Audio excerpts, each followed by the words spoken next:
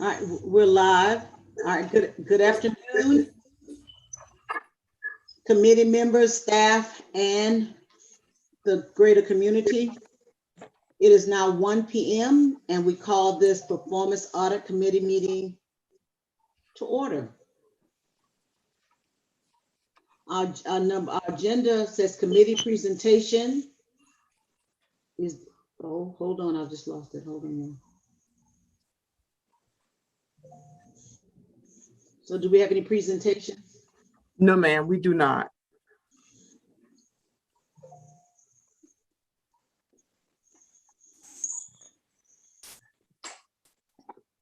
I don't know what Mr. Adams is, but this thing keeps jumping off for me as well. All right, extension. So we'll go to our proposed agenda items for August 24th, 2021. And these are items we're going to consider whether we want to put them on the consent agenda or move them. Yes, ma'am. Okay. So the extension of the COVID-19 emergency measures operations is an action item. Yes, ma'am. I'd like to say good afternoon to each one of you. Thank you for joining us, to members of the public, staff as well. As you know, we've been giving updates on a monthly basis for the COVID emergency procedures as the board has approved. And I just wanted to give you some basic updates. Nothing has changed other than the fact that we are seeing COVID-19 numbers rise in this area as well as others. So we're continuing to modify our service schedule so that we can practice social distancing on the fixed routes as well as paratransit. Our ferry boats are being disinfected and cleaned between each shift. We are doing extensive cleaning between our vehicles and also in the facility. We have already installed operator protective barriers on all of the buses. This is now a standard for us. So that will continue to be done even as new buses are ordered. Ms. Ragland, let me interrupt you for a minute. I think Commissioner Adams, I think we're getting feedback. Okay, let me see. Can you just mute your mic? Go ahead, Ms. Ragland, I'm sorry. Sure. And additionally, masks have been placed in the control center is where the operators, where the dispatchers and the supervisors are housed, and also at the transit center downtown in sealed bags for operators to carry on their buses. So if passengers don't have one, they have one available for them. So those are just continuing measures that Chatham Area Transit has put in place. And as you know, the board has continued to approve them on a monthly basis. So that's why it's always placed on the consent agenda. And I agree with these unprecedented, unpredictable times that we need to keep these measures in place. So I have no issue putting that on the consent agenda. Okay. Any committee member have any comments about that particular item going on the consent agenda, or any questions? I'm in agreement. Okay. All right, so next item. The next item is a grant application we're asking the board to approve. It's a grant that focuses on areas of persistent poverty. We in Chatham County recognize that we are, some areas of Chatham County do qualify for this grant, and it gives us an opportunity to bring in-house projects that can include planning and engineering for new transit services, for routes, for innovative technologies, low emission buses, and things like that that would directly affect those persons in those areas. The federal match for this project, let me say first that the maximum funding grant is $850,000 for this project, with 90% being on the federal level, with us a 10% match. So this grant application needs to be submitted by August 30th. So that's the reason why it's placed on the consent agenda for the meeting on August 24th. And I have a question. When we talk about persistent poverty and what we propose to do, I was when I looked at it, my question was more about targeting. What are we actually targeting in this grant? What have we decided? What is we going to target? Because I thought about it. Are we looking at how can we expand into areas like Garden City? Where is that a part of that, or? Well, What there are some pockets of Garden City that might qualify, but we have to focus on those actual pockets because all of Chatham County does not qualify. So Right. we're identifying those pockets that do qualify, and where we can, maybe we can improve service or expand service, or there may be some innovative means for us to develop workforce, to engage in workforce development. Those are things that this grant will help us to identify. Yeah, because I was just thinking, in just writing the grant itself, you got to be kind of specific. Yes, ma'am. Yes, ma'am. And I was we are. Staff has already begun the process of identifying some of those areas and where we could benefit or how we could benefit those communities. Okay, I think it's a great grant. I'm hoping that we write it well enough that we do get some of that money that we can move forward with these innovative things that we're looking to do. Because anytime we can see an opportunity to receive some funding, but as you said, we do need to focus on what our targets will be. Well, but given the ridership, folk who ride the bus are mostly people with low income. We have the working poor. We have folk who are trying to find jobs who don't have other means of transportation. So I think that I know that if we write it correctly or write it with our focus on who we want to serve, there's just no way that we wouldn't have a good shot at it. So, and that's why I mentioned workforce development, because we really want to focus on that. Yeah. And so I think that maybe some additional discussion might be needed, you think, when it comes to the full board, or are you comfortable with it going on the action item? I mean, as a consent agenda item? I am comfortable, especially given the time constraints. We do have information on the grants. We do have a general idea of where our focus will be, but in order to move forward in writing and submitting the grant before the 30th, because the board meets on the 24th. So we would like to begin the process, but I am very confident. Okay. Does any board member object to moving that to the consent agenda without discussion, or maybe a small amount of discussion? I'd just like to know, do they have a focus on what they're priorities gonna be? Well, that's, as I was explaining earlier, right now, our primary focus is workforce development. There are other needs, and we need to identify those needs. We do plan to have some meetings scheduled, some meetings for this week or next week with some of the human resource agencies in the community. And one that comes to mind right off the top of my head is Housing Authority, how we can better serve their clients as well. So we are planning to have some meetings with stakeholders in the community to discuss this further. It won't be just amongst staff. We are reaching out to the community as well. Okay, thank you.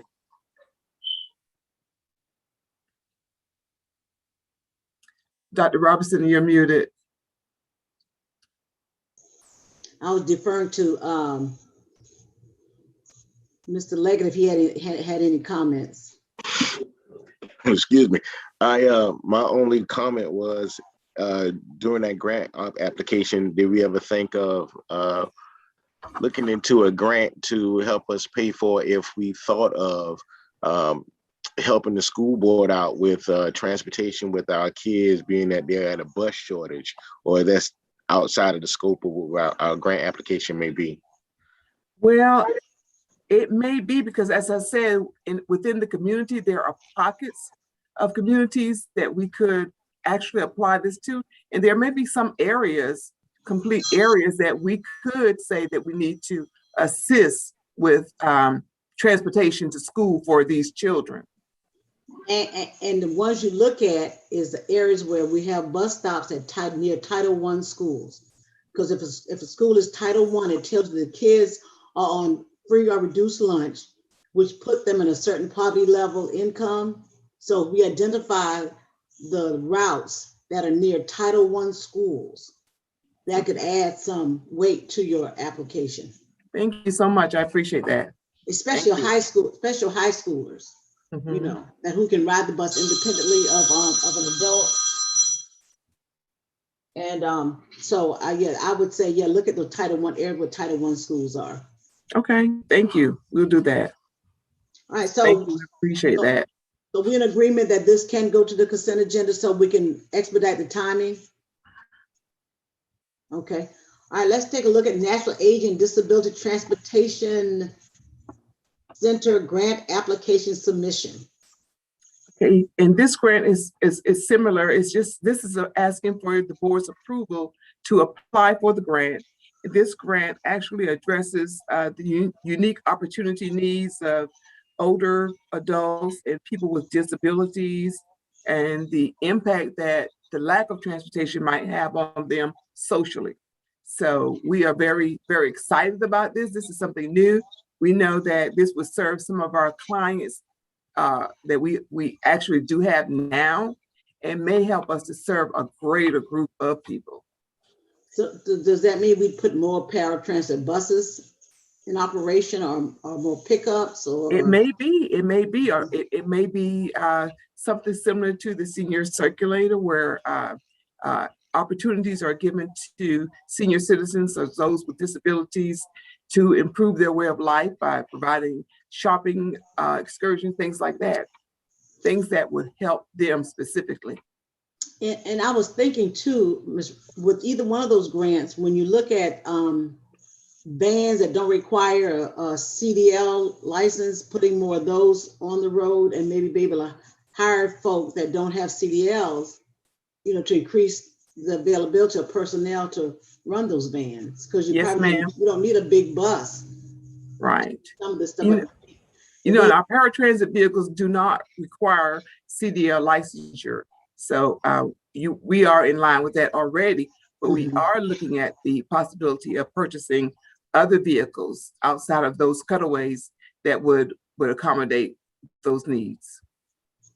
I'm really impressed with that grant as well. So yes, we're really in earnest seeking as many different forms of funding, and of course, you know, most of our funding, other than that, coming directly from the federal government, and this is by grants. Yeah, that is funded through grants. So we are continuously always looking for grant opportunities. And the first grant with the matching, who would match it? Would it be? Well, we can match it through the SPLOS funds that we have. Okay. All right. All right. So yeah, I don't have any problem moving that to the consent agenda. And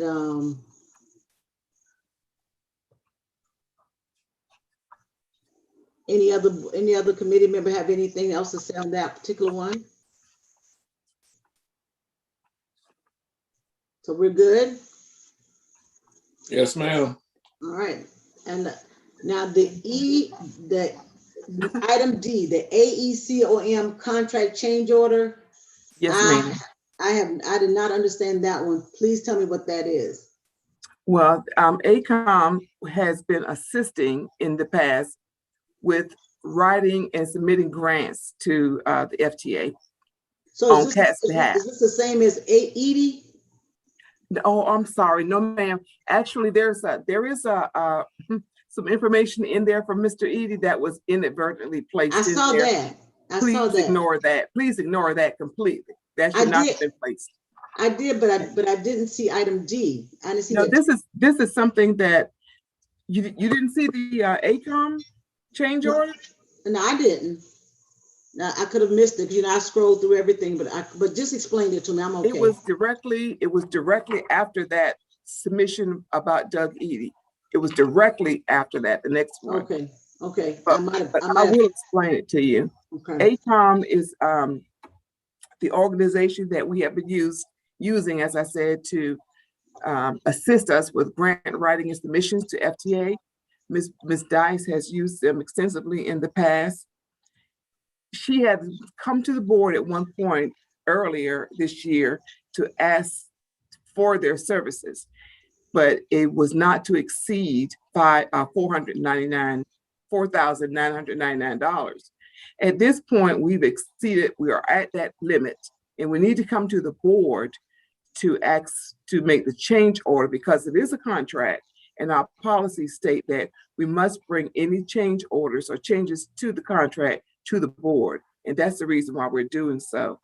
Even though I don't anticipate it exceeding $15,000, which is in the authority of the of this position, any change order has to come before the board according to the CAT procurement policy. So that's why this is in here.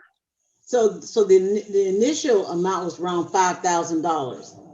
If I just round it. So what happened that created us exceeding the $5,000? Were they We have not exceeded it yet, but if we continue to do work with them, we will.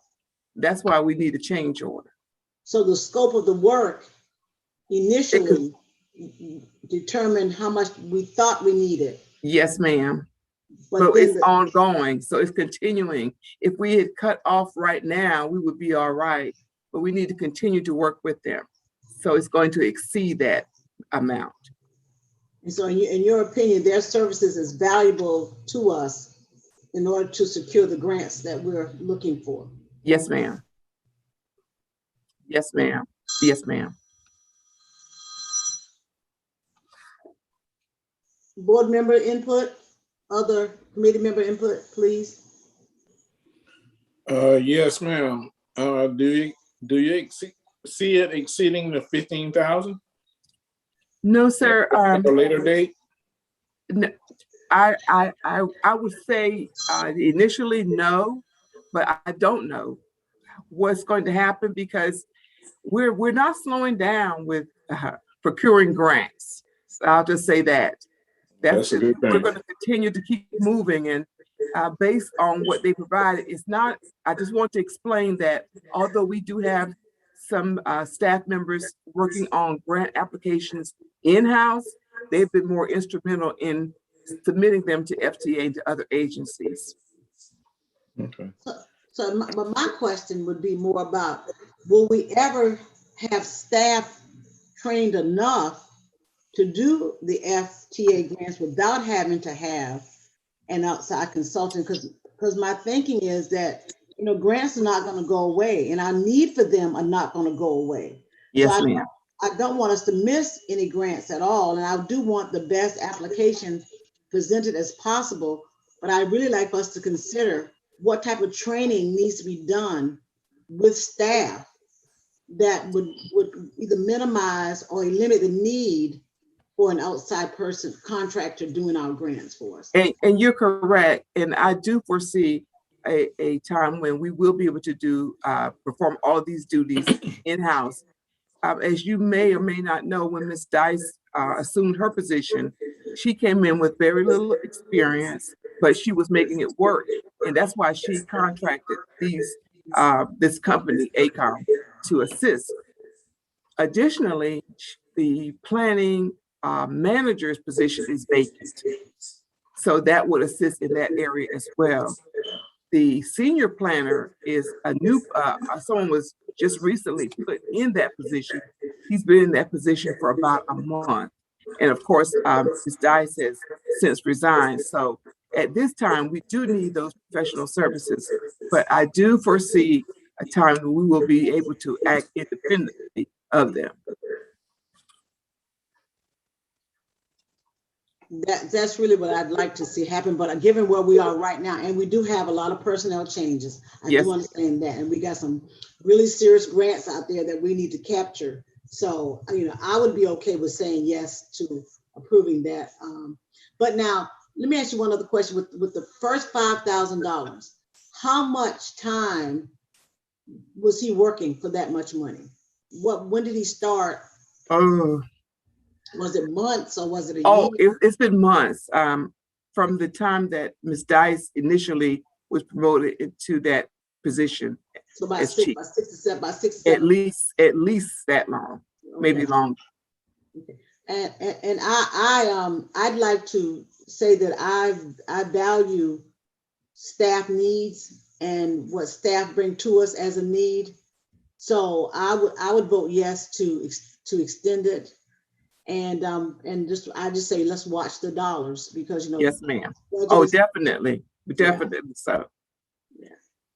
Okay, any other thing from Mr. Adams or Leggett? Okay, I'm just in agreement as long as they watch the dollars and we're getting the best bang for our buck, because we're kind of like starting over with the leaving of Miss Dice. So as long as staff can get up to speed, and do we have a timeline on her replacement? We do have an interim serving in that position at this point, Okay. but we are working on that. Yes, sir. Okay, thank you. and I think that if we recognize that a person needs to have some kind of FTA grant experience, writing FTA grants, we might want to include that when we if we're going to let it out, include that and see whether we can attract somebody, you know, in that position or either whatever position, you know, even if it's assistant to the whatever, but maybe try to find somebody who has had the experience working with the FTA grants. And Yes, ma'am. And usually a planning manager, for which we're now advertising, does have that type of experience and background.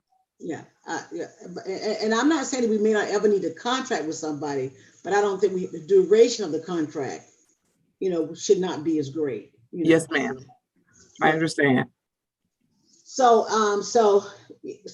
we agreed that we're going to move that to the consent agenda. Or do we want to stay as an action item? Move it. Say that again. I think we move forward with that one. Okay. I mean, since we are in agreement. Yes, ma'am. And the rest of I guess the other committees was fine with letting it stay to the consent agenda, or did you have any other oppositions to moving it as an action item? No, I'm fine. Okay. Okay. The item E, before you discuss that, I thought we had already agreed to pay this. Well, it was brought up, Ms. Cutter, who is the chief financial officer. We did send a memo to board members notifying them of the background information, the history of the liability, but it has not been brought to the board for approval. And that's why it's placed on the agenda for August 24th. Okay, because I thought we said we owe the money, let's pay it. I thought. Yes, ma'am. There was some discussion, but it has not gone to the board for full approval. Okay, yeah, I think we need to pay it. And, you know, so, Mr. Adams? Yes, ma'am. I'm in agreement. Okay. All right, item F, property and indemnity and hull renewal, marine insurance. I have a question before you make the presentation, because this will be on the action item, right? Because he has to do a presentation, right? Yes, ma'am. They are prepared, Seacrest and their partners are Sterling Seacrest Pritchard, I'll get it right. They are prepared to make a presentation to the full board on August 24th. But my question was, when they first presented the policy to us, why was this not included? It had not expired, or what happened? It had not expired yet. It was up for renewal, but we had not received the final figures. We did budget a certain amount. We had already budgeted for the marine services, their insurance, $169,459. So we already had a place mark there for it. We knew it was coming. Okay. But this recommendation, based on the amount of coverage, we had $2 million worth of coverage for property and indemnity. The recommendation from our broker was to move up to $10 million coverage. And I sent that recommendation to our legal firm, and they concurred that we should move from the $2 million mark to the $10 million mark, which will actually be an increase of $32,000. So So the 2 million covered was what we're trying to cover, all of the vessels? Vessels, dock, everything. Yeah, if something would have happened on one, yeah. Exactly. Yeah, exactly. I can see the need to do that. But let me ask you this, when it comes to the vessels and they're all not operating at the same time. Well, because I think, some of it in the shop, and with COVID, we may not be running all of them. Was that any consideration in the amount, or 10 million just the best way to cover everything regardless of what state we're in? Well, it was more than just the vessels and the structures of the dock. They considered the fact that the commercial ships that are traveling on the Savannah River, if they cause damage, or and it's been increasing, the commercial traffic on the river. If they had a hard break or something, and the waves pushed the vessel up against the dock, for instance, that could cause $2 million worth of damage. But we were not in their estimate covered, right, or had enough coverage to carry all of the vessels that we do have, and considering other things like the number of people that we do carry as well. Yeah, so we are recommending to the board that we go along and with that recommendation and increase our coverage from 2 million to 10 million, which would be an increase of $32,000 a year. Yes, ma'am. Okay. I think we need that coverage. There's no doubt in my mind about that. Mr. Adams? Yes, ma'am. Now, how can we pay for this extra cost? Well, Ms. Cutter and I have discussed it, and because it is an unbudgeted expense, it would have to come from the reserve fund. And that information is in your packet, Right. that it would have to come from the reserve fund because it's not budgeted.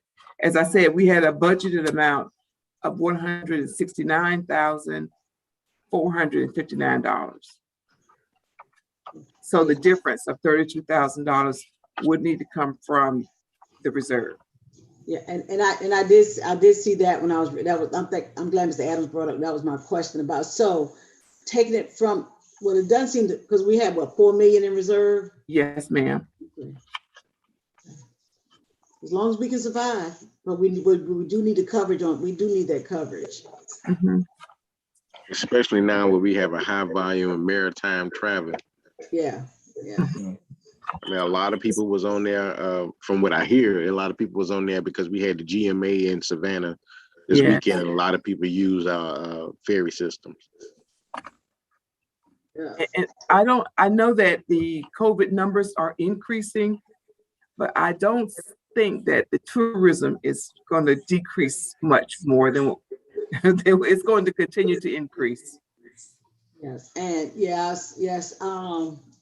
But things are happening where these states that were hard pressed about not mandating masks, some of them are giving it a second look because we never know about this variant and what's going to happen. So, but so it looks like everything that we've got will be on the consent agenda moving forward. Okay. All right. Old business and new business. I have one item I want to ask you about, and that's the departure of Mr. Cooksey. Yes, ma'am. And that's August 31st? No, ma'am. He submitted his resignation through August 13th. Was it 13th? How did I get my numbers twisted around? So what are we doing as far as keeping that COO position going? What decision have you made? At the point that Mr. Cooksey submitted his resignation, we've already had staff communicating with him, transitioning, and he's been providing them pertinent information to operations. So we began that process when he submitted last week. We began it immediately. So are we doing an interim COO? Or are we doing how are we handling that position? Is I guess what I'm asking. Well, I know that you are familiar with Mr. Dumas, so Mr. Dumas has been in this position before. Right. So he's going to step up into this position to assist. And we will be advertising for the position as soon as we can. Okay. All right. So That was mine. Yeah, mine. And the only other thing, again, I want to go back to the trash cans, the benches, you know, refurbishing those areas of concern that citizens are concerned about. I want to make sure that at some point that staff is bringing that back up to the board so we can take a look at where we are on that. So those passenger amenities are a priority for us as well, Dr. Robinson, I assure you. okay. I passed by someone the other day standing at the bus stop, and you know, I wanted to stop and pick them up. It's, you know, but I can't pick up everyone, but it's a priority for staff as well. Okay, all right. Mr. Leggett? I share the same thing. I just wanted to make sure that we had just a thought of who we may put in our interim positions. But I feel real comfortable with Mr. Dumas. And I just wanted to make sure as we move forward that we're not putting too much on our plate, looking for too many people. We just wanted to have a nice transition. Yes, but sir. At the same time, you know, we have a lot of capable people within the agency to help us keep the day-to-day going. Yes, sir. We are continuing to move forward in our day-to-day activities. We're not going to miss a beat. It's not that it's been an easy road. It hasn't been. It's been difficult, but we are going to make it happen. Thank you. Mm-hmm. Dr. Mark Robinson, you're muted. So is there anything else from staff? No, ma'am, other than the fact, the next meeting day, the next immediate meeting date is showing on your agenda, the 10th, which is today, when it's actually the 17th. So just note that correction. Now my agenda says the 17th. Oh, okay. You got the new packet. Yeah, I got Okay. August 17th, 2021, and then that's the governance meeting, and then our board meeting is August the 24th. Yes, ma'am. Yeah, so actually it's been updated on the one that I have. Okay. Okay, if Mr. Leggett or Mr. Adams have nothing for the order, all right. Oh, I think Mr. Adams had a question. Yes, ma'am. I do have one question. Could Ms. Dumas please send me that information because I couldn't open it? And that's all I have to say.